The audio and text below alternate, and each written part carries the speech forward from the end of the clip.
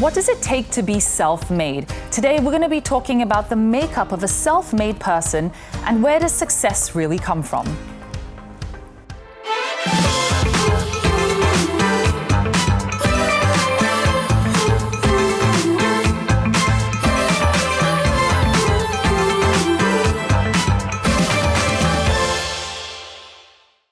Hello everyone, thank you so much for joining us for another episode of Women Talk. My name is Deborah. And my name is Zoraya, and today we're going to be speaking about making your own mark and what it takes to be a self-made success. And I actually think here in Malaysia, women have a lot to be proud of because there are so many successful women. And actually over the course of pandemic even, there were so many female entrepreneurs that kind of blew up.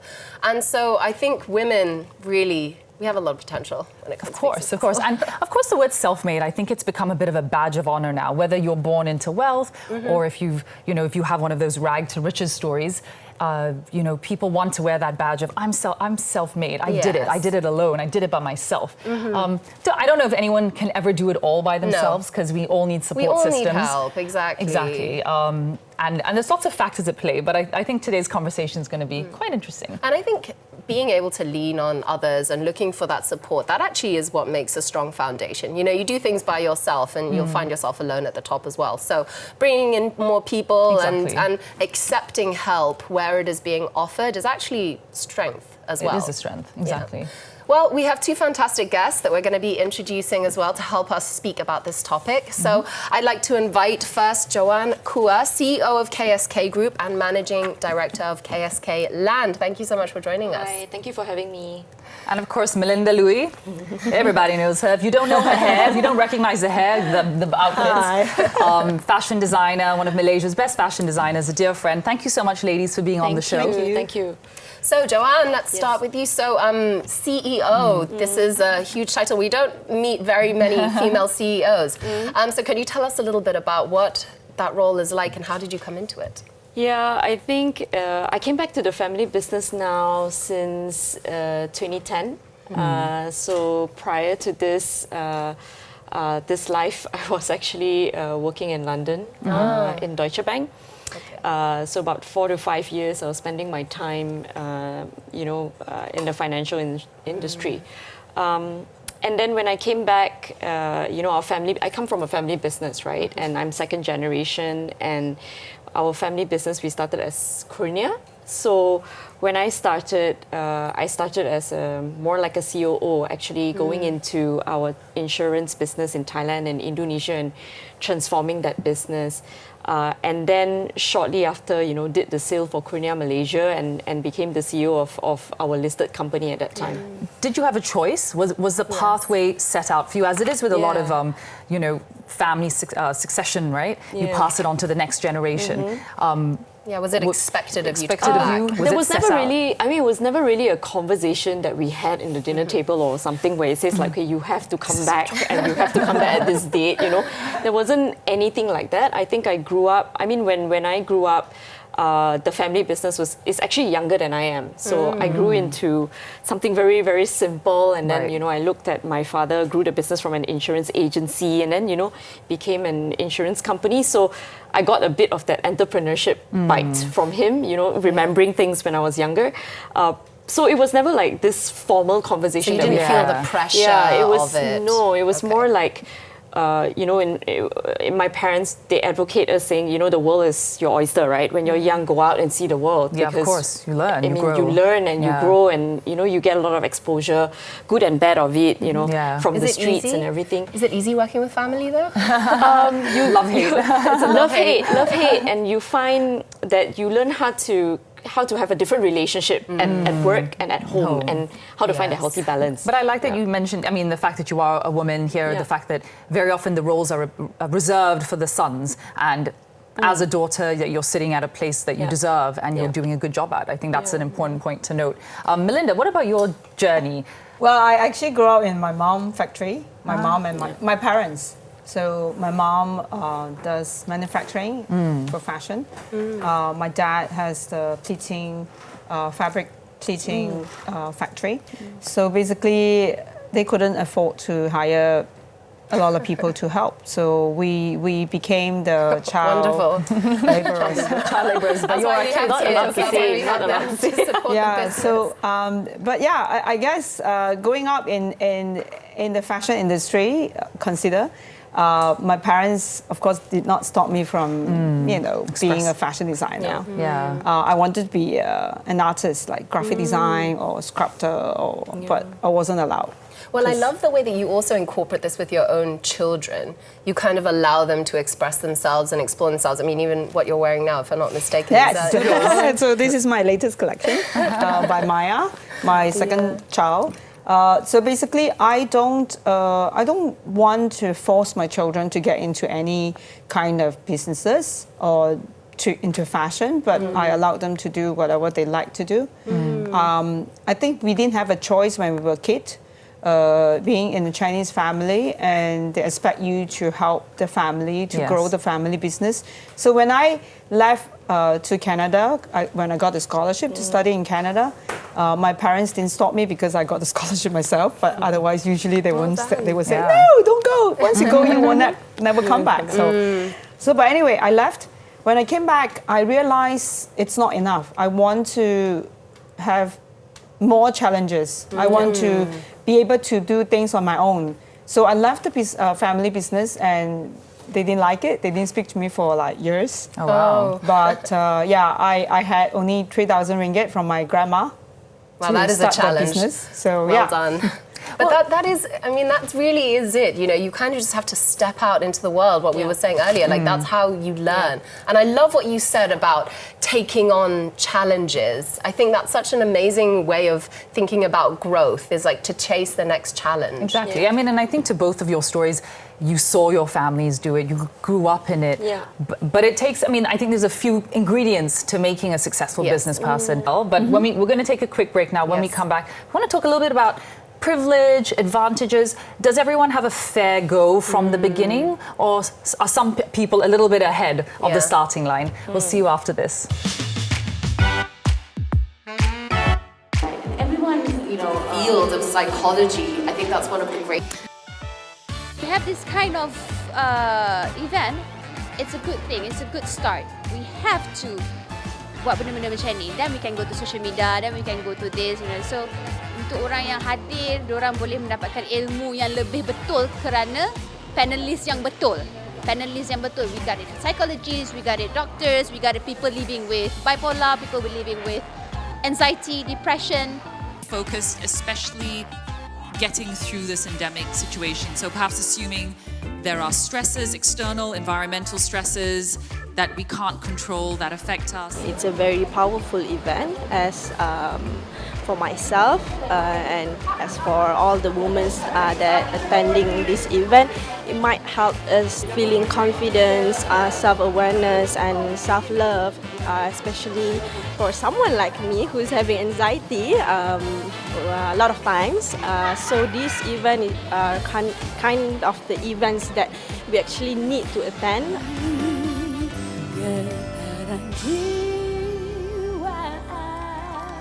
I think that this event is really beneficial for all the women out there, because women, I think, they tend to feel that men have more voices than women.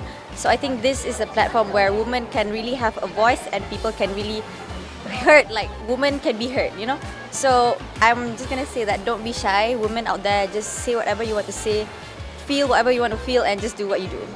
I've seen that happening many times, In order to go straight, you've got to take many curves.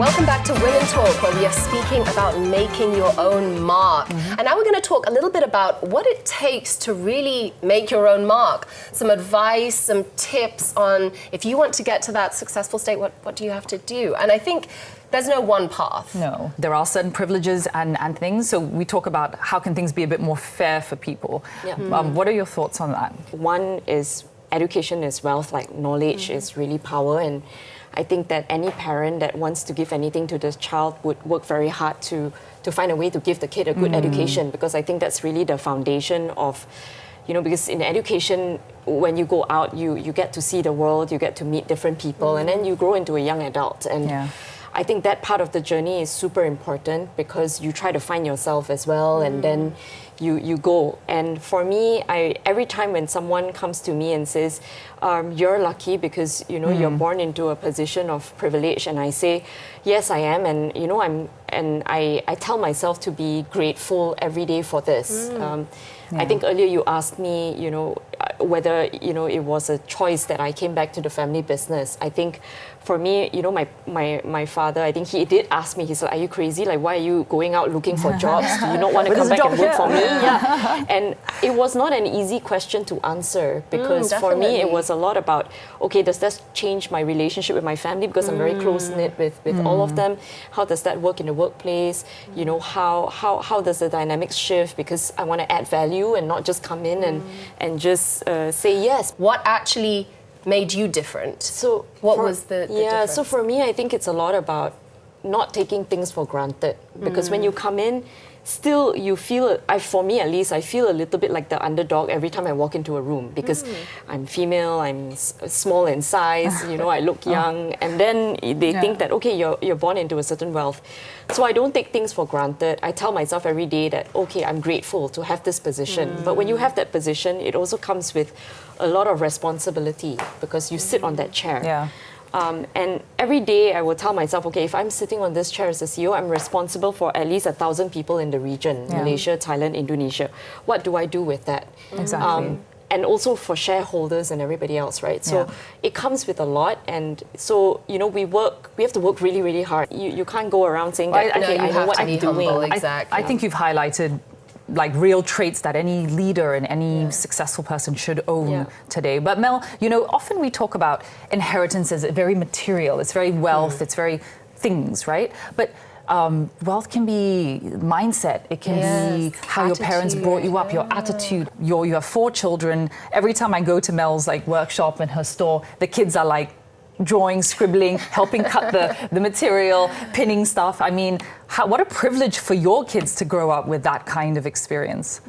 Actually, for example, Mika and Myla, they like to help. They like to, I don't know if they are just being busybody or just, but they do show interest, but then I don't force them to do it.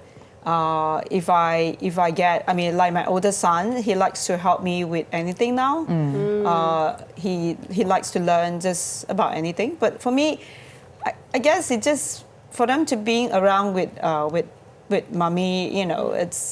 They don't care what they're doing. They just want to be with me. Yeah, and you merged the two. There was after school, they come home and they ask in the factory. So that's kind of what you. So I kind of so used to having kids you around. Inherited this trait. I think they really enjoyed it, being with me, close to me, and not having a separate place and always looking for me, where is mom and what is she doing? I want them to understand. I want to expose them to to the world. They learn a lot of things. 100%. That from away from school, they learn different things. These are things you can't get from school. No book's going to teach you this. When they're young, they're just constantly absorbing more and more things. So that's actually what we're going to speak about when we come back from the break. Is what does actual true security mean?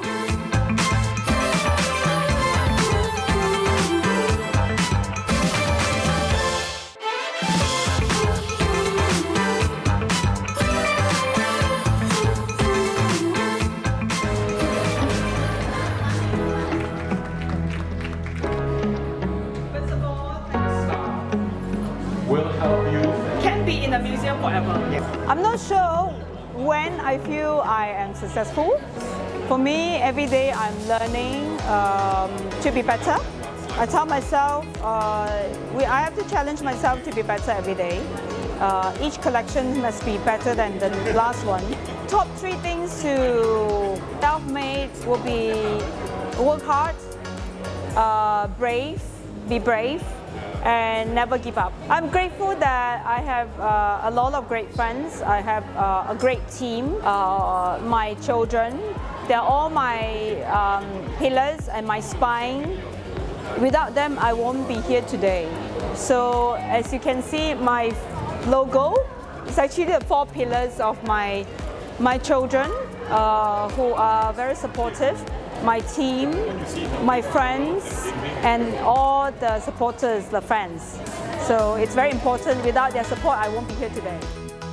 Amazing. Can I just say I want to own all those outfits? Yeah, so cool. Well, I think you did try a lot of them. I did try quite yes. I mean, we get caught up in this term of self-made seeming very individualistic. And in the world today, it's all about me, myself, and I.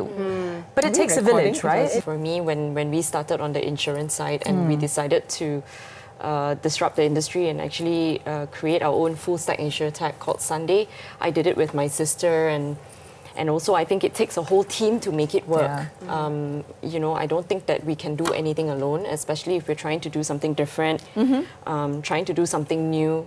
Sometimes I think it's not even just the work itself. It takes a team to kind of sort of support you and just say like, yeah, it's okay, you know, go ahead, and a group of people who have that same belief that want to continue to power on, right? Because I think a lot of people don't know that actually behind every success, there's a lot that goes behind the scenes. So what is the a lot? Yeah. What is it? Waking up early? A lot of ups and downs, strength, I think, and grit to continue to power on, because I think when people generally see success, it's always when it's very nice. You know? But the start of the journey can be very lonely because people don't understand. Oh, they don't see what it's like. Yes, the vision. No, people cannot imagine. It's really about respect. You know, also me respecting a lot of people. And not taking anybody for granted, and making sure that, you know, every time when we meet somebody, they have a story, and you keep an open mind and then continue to build relationships with people. Those things are actually super important, and it's fundamental. There's that saying that says, like, respect the people on the way up, because you never know if you'll meet them on the way back down. You know, and that's so important. It's true. And I mean, Melinda, for you, I mean, to reach the level that you have, I mean, if I'm not mistaken, I think even Cameron Diaz and Britney Spears have worn some of your clothing. When I was very active in export. That's amazing. It doesn't matter. For me, I always say it's you know, being a fashion designer or well-known fashion designer, it's not just about meeting, you know, the glam and famous people or making clothes for royalty and things like that. It's about, you know, people behind. My campaign this time, my new collection, it's a whole campaign about humanity. It's about, you know, togetherness. It's a celebration of togetherness. It's really, there are so many people working behind to make something beautiful, right? And to make you look good. Yes. So it's a lot of hard work, and especially in fashion, we cannot stop. It's ongoing. You know, you can't stop. And maybe I think this is the new. I don't know if I'm being a little idealistic here, but this is the new way of the mindset we need to have of doing business. It's not this, like, I'm self-made, I did it on my own. They're like, yeah, and then, you know, people go, no, you're not. Kylie Jenner, look at your family, they're rich. You didn't do it by yourself. Like, and you get in this washing machine, you know, and it doesn't end. But a collective approach, as you just said, Mel, like your new collection, you know, she traveled to the interiors in Sarawak, visiting artisans who make the rattan, who do songket, and worked hours and hours to produce these works of art. Take them months. And the point is, it's a collective approach. If we worked together with the sense of like, my success is your success, and we succeed together, what does that mean for societies, communities, right? And ultimately, there's nothing wrong with building a successful $1 million profitable business. From a second generation perspective, I always think of myself as like just a steward of the family business. And that, you know, my job is really to make sure that we create this platform. And that this platform means that, you know, the business can actually last for generations to come. So it's almost like creating this legacy to make sure that the business continues its life. And that doesn't mean, it means that actually it comes with a lot of change. You know, creating a platform where change continuously happens, because I mean, the world is changing so quickly, right? And that hopefully, you know, when the next generation, the generation after takes over, probably we won't recognize the company anymore, but it's okay, because it's just the values that stay. And I mean, you have 4 children, so what would you I can't wait to see what they to them exactly for them to be successful, or what do you want them to inherit? I don't know. I always tell them you have to enjoy what you do. Yeah. You have to be happy and healthy. It doesn't matter if you take over my businesses or whatever.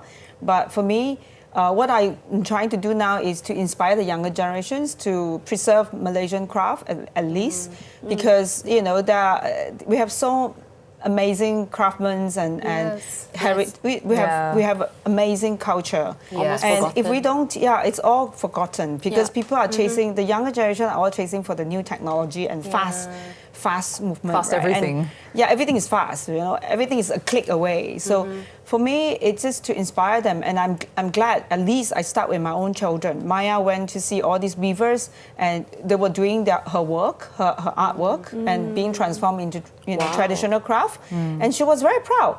And she did like 3 batik herself. Amazing. When we had a little short course from IKN, Institute Craft Negara, and immediately she just got it, and she started making it, and she really appreciate her work being transformed into traditional craft. I mean, and kids are very capable. We think of them. You see, if it's small steps, but if we can inspire someone a day, we can slowly preserve more. You're thinking beyond yourselves. And I think that is such a key thing I'm taking home from it. And I hope you guys watching take home from it. Yes, and I think what you said as well earlier is that privilege actually comes in many forms, and the things that we inherit are not just always money. It can be a multitude of different things, just intelligence and the ability to be able to have assertion and to be able to look at our parents as role models. So again, I mean, I feel like I say this in every episode, is be the best person that you can be, live up to the highest standard, and inspire help somebody others. else out. Extend a hand. You've learned something, share that with others. You never know who you can encourage and inspire. Thank you guys for watching. We would love to have more minutes with you, but our time is up, and we shall see you next week.